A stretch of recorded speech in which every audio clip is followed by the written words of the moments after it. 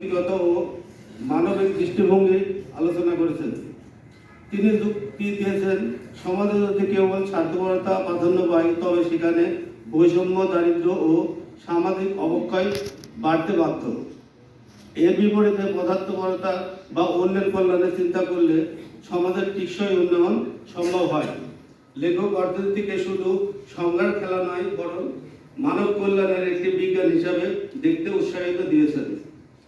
বইটির সবচেয়ে বড় শক্তি হলো চিন্তাশীলতা ও বিশ্লেষণী গভীরতা। এটি পাঠককে ভাবতে শেখায় আমরা কোন ধরনের উন্নয়ন চাই এবং সেই উন্নয়নের কেন্দ্রে দার্শনিক আলোচনা ও তুলনামূলকভাবে গভীর হওয়ায় নতুন পাঠকের জন্য একটু কঠিন মনে হতে পারে।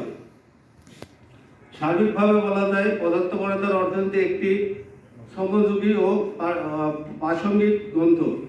এটি আমাদের শেখায় যে অর্থনীতি কেবল ধনী হওয়ার কৌশল নয়, বরং একটি ন্যায়ভিত্তিক ও মানবিক সমাজ গঠনের মাধ্যম।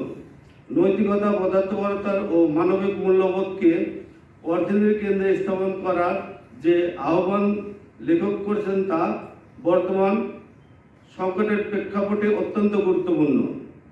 পরিশেষে বলতে চাই, বইটি পাঠকের চিন্তার পরিধি প্রসারিত করে এবং একজন দায়িত্বশীল নাগরিক এবং মানবিক অর্থনীতিবিদ চিন্তাবিদ হয়ে ওঠার প্রেরণা যোগায়।